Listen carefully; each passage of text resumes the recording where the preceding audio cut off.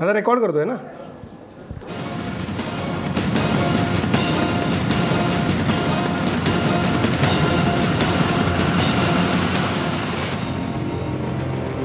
नमस्कार, मी संदीप चव्हाण. प्राईम टाईममध्ये तुम्हा सगळ्यांचं स्वागत. सुरुवात करूया हेडलाईन्सने.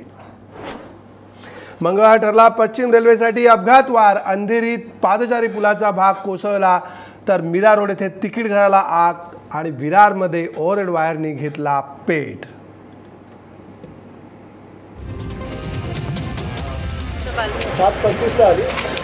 मोटारमॅन चंद्रशेखर सावंत यांच्या प्रसंग सावधानामुळे वाचले असंख्य लोकांचे प्राण. रेल्वे मंत्र्यांकडून 5 लाखांचं बक्षीस.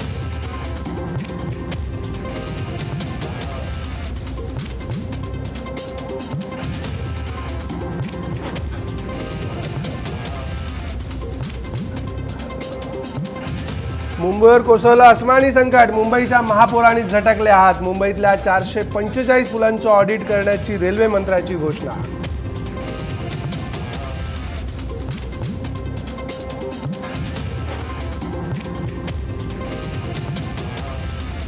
उद्यापासून नागपूरमध्ये राज्याचं पावसाळी अधिवेशन. अधिवेशनाच्या पूर्वसंध्येला विरोधकांचा चहापानावर बहिष्कार. शेतकऱ्यांच्या प्रश्नावर सरकारला घेण्यासाठी विरोधक सज्ज.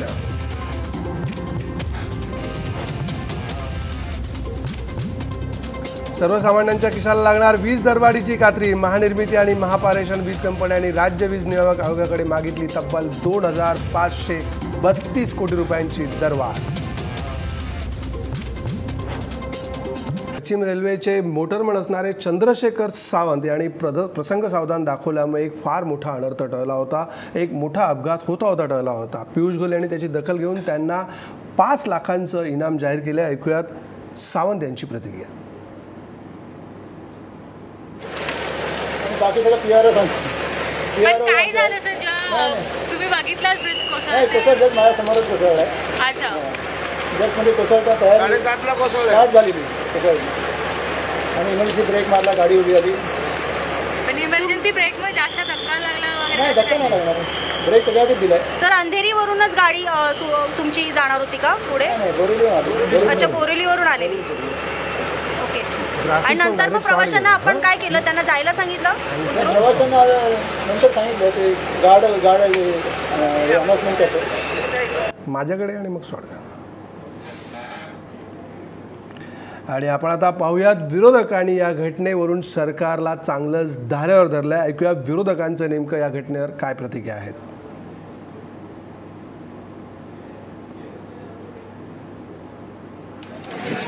साफ तौर पे लापरवाही बंद करने उन लोगों को बंद करेंगे, जिसका MMRDA मुंबई निर्माण करना है उनका सामने करेंगे. लेकिन पता नहीं ऑडिट का क्या हुआ. की जो घटना है वो तो अभी तो अगर ऑडिट ताजी है. तो इसके बावजूद सरकार ने घोषणा की हर एक सर्टिफिकेट ओवरब्रिज का मुआयना करेंगे. ये पुल में खतरा है और मैं समझता हूँ सरकार के एजेंडे पे कॉमन में नहीं दुरुस्त करेंगे, रिपेयर करेंगे. कुछ बताया नहीं जाता. विधानसभा में पूछेंगे लेकिन सरकार कुछ बताएगी ऐसा मुझे लगता नहीं है. शिवसेना और बीजेपी एक दूसरे पर आरोप लगा रहे हैं. डीएमसी पर जिम्मेदारी कहीं ना कहीं. देखिए, पूरी इस दुर्घटना की जिम्मेदारी लेने से सभी कतरा रहे हैं. बीएमसी सरकार पे डाल रही है, सरकार रेलवे पे डाल रही है और कोई जिम्मेदारी लेने के लिए तैयार नहीं है. और मुंबई की जो जनता है तो रोज रोजी रोटी के लिए लोकल रेल का इस्तेमाल करती है, वो किसकी तरफ देखेगी? तो मैं बताऊँ कि बहुत ही सरकार का पूरा अपयश है, असफलता है और ये बहुत गंभीर बात है. और जिसके चलते मुंबई की जनता सरकार को जितने भारी बहुमत से भाजपा सरकार को लोकसभा में चुना था, विधानसभा में चुना था, उतने ही भारी बहुमत से उनको निकाल भाग किया. मराठीत सांगा. एक मोठी. हाँ सर. आज मुंबई में जो हादसा हुआ है इसमें साफ तौर पे जो लापरवाही रेलवे हो या MMRDA मुंबई महापालिका प्रशासन के सामने उभर रही है. एलिफेंट ब्रिज की जो घटना है वो तो अभी तो बिल्कुल ताजी है. उसके बावजूद वही सरकार ने घोषणा की थी कि हर एक ओवरब्रिज का मुआयना करेंगे. और मैं समझता हूँ कि सरकार के एजेंडे पे कॉमन में है ही नहीं है. बड़ी बड़ी बातें स्मार्ट सिटी की उद्योगपति पूंजीपति की सरकार करती है, लेकिन ये जो हादसे मुंबई में हो रहे हैं और अभी जो ब्लेम गेम चल रहा है, MMRDA रेलवे के ऊपर सौंप रहा है, रेलवे कॉर्पोरेशन के ऊपर सौंप रहा है, तीनों संस्था जिम्मेदार है तीनों संस्था के जो अधिकारी है उस पर तुरंत उनके ऊपर कार्रवाई करने की आवश्यकता है, ये हमारी मांग है। अंधेरी पूर्व आणि पश्चिमेला जोडणाऱ्या गोखले पुलाच्या दुरावस्थेला रेल्वे प्रशासन आणि जबाबदार असल्याचं मुंबईच्या महापौरांनी म्हटलेलं आहे आणि त्यामुळे रेल्वे प्रशासन आणि मुंबई महापालिकेत झुंपण्याची चिन्ह आहेत। गोखले पुलाचा देखभाल दुरुस्ती जबाबदारी रेल्वेची असून या दुर्घटनेसाठी रेल्वे प्रशासनाच जबाबदार आहे असा आरोप महापौर विश्वनाथ महाडेश्वर यांनी केलेला आहे।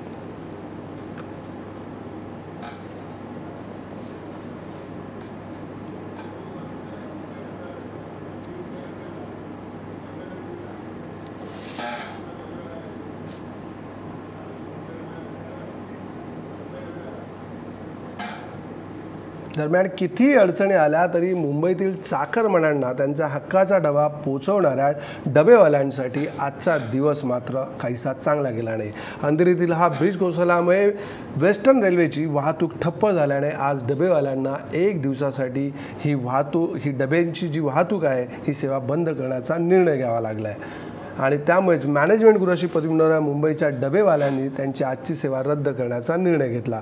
डबेवाले अंधेरी ते विरार दरम्यान जागोजागी स्टेशनला अडकले होते। डबेवाल्यांच्या कार्यकारिणीने डबे पोहोचवण्याची सेवा बंद करण्याचा निर्णय घेतल्याची माहिती मुंबई डबेवाला असोसिएशनचा प्रवक्ता सुभाष तळेकर यांनी दिलेली आहे।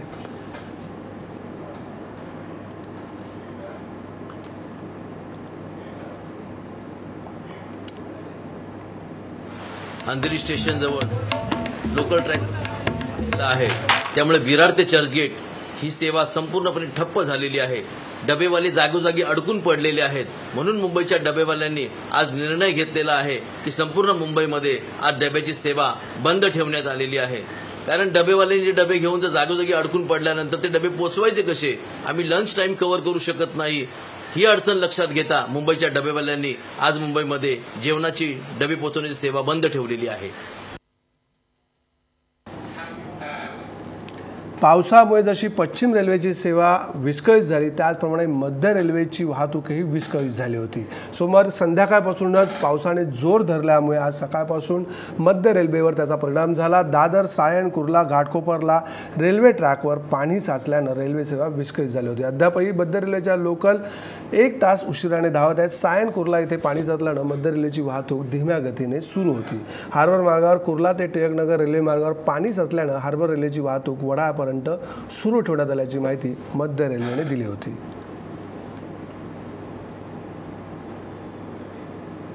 दरम्यान बुलेट ट्रेनच्या गप्पा आता पुरे झाल्या। आधी लोकल सेवा सुरक्षित करा अशा शब्दांमध्ये काँग्रेसनं अंधेरीतील पूल दुर्घटनेवरून रेल्वेमंत्री पियुष गोयल यांच्यावर निशाणा साधलाय। रेल्वेमंत्री कधी पूल बांधण्यासाठी लष्कराला मुंबईत आणतात तर कधी बुलेट ट्रेनच्या मोठमोठ्या घोषणा करतात। हे सर्व करण्याआधी त्यांनी मुंबईकरांचा लोकल प्रवास सुरक्षित करावा असंही मुंबई काँग्रेस अध्यक्ष संजय निरुपम यांनी म्हटलं आहे।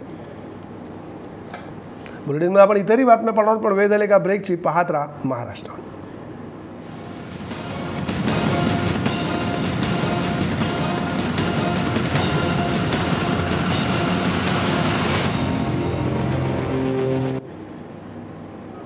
पालघर लोकसभा पोटनिवडणुकीत झालेली धुसफूस, कोकणातील प्रस्तावित नाणार प्रकल्पावरून शिवसेनेनं भाजपला दिलेला निर्वाणीचा इशारा, यामुळे सत्ताधारी शिवसेना आणि भाजप यांच्यातील नाराजीच्या पार्श्वभूमीवर बुधवारपासून नागपूर येथे सुरू होणाऱ्या पावसाळी अधिवेशनावर एकीकडे युतीतील संघर्षाचं सावट आहे तर दुसरीकडे प्लास्टिक बंदीबाबतचा सरकारचा धरसोडपणा, कर्जमाफीपासून वंचित राहिलेला शेतकरी, दलितांवरील अत्याचाराच्या घटना यावरून विरोधकांशी मुकाबला करताना सरकारची चांगलीच कसोटी लागणार है।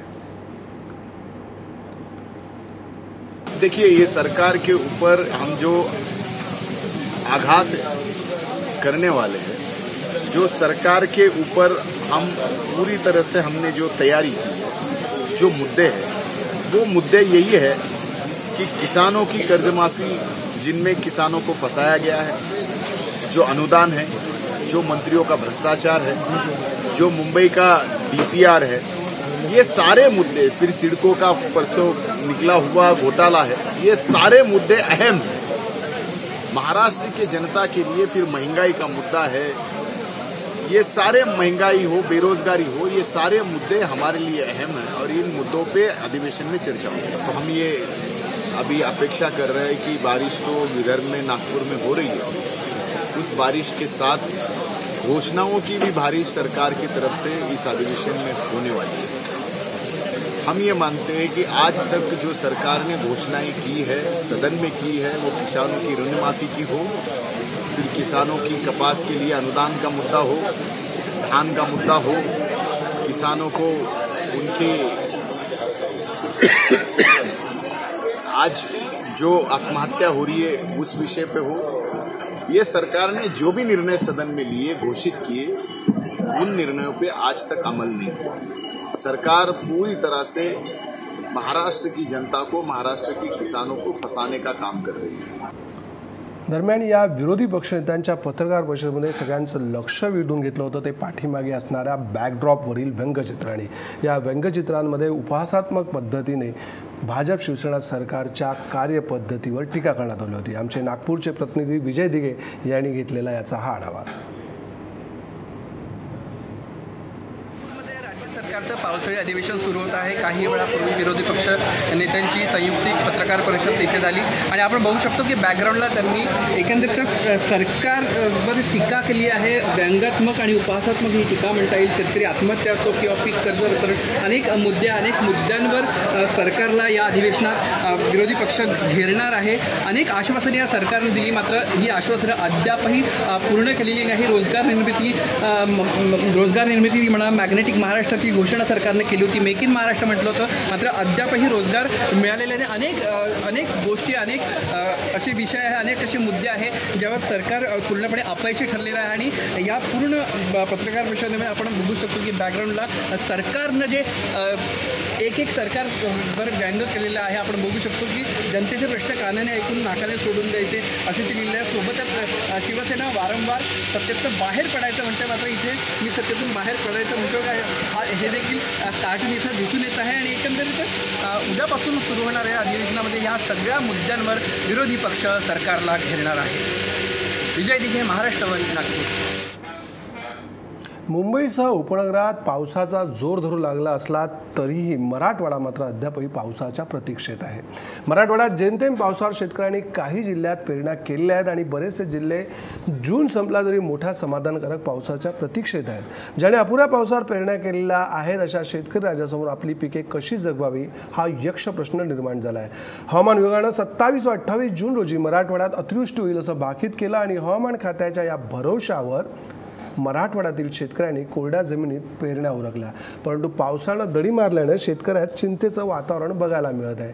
राज्यात कोकण, पश्चिम महाराष्ट्रात पेरण्या योग्य पाऊस पडलाय, परंतु गेल्या 4-5 दिवसापासून पावसानं दांडी मारल्यानं मराठवाड्यासह संपूर्ण राज्यातील शेतकऱ्यात नबात ढग नाहीत, परंतु मनात चिंतेचे ढग नक्कीच निर्माण झालेले आहेत। 8 जिल्ह्यापैकी 6 जिल्ह्यामध्ये अपेक्षित सरासरी जरी पावसानं ओलांडलेली असली तरीही औरंगाबाद असेल, जालना असेल, या 2 जिल्ह्यामध्ये पिकाच्या पेरणीयोग्य सुद्धा पाऊस पडलेला नाही। 27 आणि 28 जून रोजी मराठवाड्यामध्ये अतिवृष्टी होईल खरं तर असं हवामान खात्याने सांगितलं होतं, परंतु आठवडा झालेला आहे, पावसानं दांडी मारलेली आहे, पाऊस येण्याचं परतीचं नाव घेत नाही आहे। आणि जर आपण या पिकांकडे जर बघितलं तर येत्या 2 दिवसामध्ये समाधानकारक पाऊस पडला नाही तर शेतकऱ्यांना दुबार पेरणीच्या संकटांना सामोरं जावं लागणार आहे। अशीच परिस्थिती जर आपण औरंगाबादचा विशेष विचार केला तर औरंगाबादमध्ये आत्तापर्यंत सरासरीचा फक्त 13% इतका पाऊस झालेला आहे आणि हा जो पाऊस झालेला आहे तो पिकांसाठी तरी लागवड केलेल्या पिकांसाठी योग्य नाही। सर्वसामान्य नागरिक एकीकडे महागाईने भरडला जात असतानाच महानिर्मिती आणि महापारेषण या 2 वीज कंपन्यांनी राज्य वीज नियामक आयोगाकडे वीज दरवाढ आणि वीज वहनासाठी तब्बल 2532 कोटी रुपयांची दरवाढ मागितली आहे। आयोगाच्या मंजुरीनंतर याबाबत अधिकृत निर्णय होईल आणि यामुळे लवकरच सर्वसामान्यांच्या खिशाला वीज दरवाढीची नवी कात्री लागणार आहे। वीज दरवाढीसाठी या दोन्ही कंपन्यांनी निर्मिती आणि वहन खर्चात वाढ झाल्याचं कारण दिलं आहे। महानिर्मितीच्या याचिकेनुसार 2017-18 या वर्षासाठी आयोगाने मंजूर केलेल्या 18,482.44 कोटी रुपयांच्या तुलनेत कंपनीला 18,766.01 कोटी रुपये खर्च आला आहे। त्यामुळे कंपनीने 293.55 कोटी रुपयांची वाढ मागितली आहे। 2018-19 साठी 118.99 कोटी तर 2019-20 साठी 1053 कोटी रुपये दरवाढीला परवानगी मागितली आहे। दरवाढ झाल्यास महावितरणाला प्रति युनिट महानिर्मितीला जास्त दर द्यावे लागणार आहेत। सोलापूर कृषी उत्पन्न बाजार समितीच्या निवडणुकीत सहकार मंत्री सुभाष देशमुख यांच्या पॅनलला धक्कादायक पराभवाला सामोरं जावं लागलं। भाजपच्या सहकार मंत्र्यांना त्यांची जागा दाखवण्यात भाजपच्याच पालकमंत्र्यांना यश आलं आहे। भारतीय जनता पार्टीचे 2 देशमुख मंत्री एकमेकांविरोधात या निवडणुकीच्या निमित्तानं भिडलं होतं। काँग्रेसच्या पाठिंब्यानं शिवसेना आणि भाजपच्या सदस्यांनी कृषी उत्पन्न बाजार समितीत जागा मिळवण्यात यश मिळवल्याचं प्राथमिक कलावरून स्पष्ट झालं आहे।